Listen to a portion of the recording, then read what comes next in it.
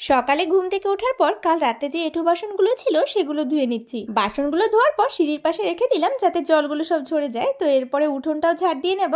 আর দেখেছো আমাদের উঠোনে প্রত্যেক দিন কেমন পাতা পড়ে, তাও আবার দুবেলা করে ঝাড় দিতে হয়। আমি কিন্তু প্রতিদিন উঠোন ঝাড় দিই না, মাঝে মধ্যে। এরপর কল থেকে হাত পা ধুয়ে নিলাম। আর সত্যি কথা বলতে আমাদের উঠোনটা না এতটাই বড়, ঝাড় দিতে কিন্তু ভীষণ কষ্ট হয়ে যায়। ঘরে এসে জলকে বিছানাটা গুছিয়ে নিলাম, এরপরে চা করব। তো সেই কারণে এরপর আবার রান্নাঘরে চলে গেছি। একটু ময়দা মাখা ছিল, সেটা দিয়ে আবার দুটো রুটি বানিয়ে নিয়েছি। তো সকালে চা আর রুটি খেয়ে নেব। চা খাওয়ার পর রান্না করতে চলে গেছি। আর যেহেতু কাঠের উনুনে ভাতটা রান্না করব, তাই হাঁড়িতে একটু কাদা লেপে নিই। প্লাস্টিকটা দিলে জানো মাজতে কষ্ট হয় না, তবে প্রত্যেকদিন অত প্লাস্টিক আর কোথায়। ওদিকে ভাত চাপিয়ে দিয়েছি আর মশলার কৌটোগুলো আজকে পরিষ্কার করব, সেই কারণে সব কৌটো আজকে বাইরে নিয়ে এসেছি। সব কৌটোগুলো থেকে মশলাটা বের করা হয়নি, কারণ কিছুদিন হয়েছে যেই কৌটোর মধ্যে মশলা রেখেছি। রান্নাঘরে থাকার কারণে উপর দিকটা কেমন তেল তেলে হয়ে গেছে, তাই ধুয়ে ঢাকনাগুলো খুলে সব রোদে দিয়ে দিলাম। রোদটা চলে গেলে আবার তুলে নেব।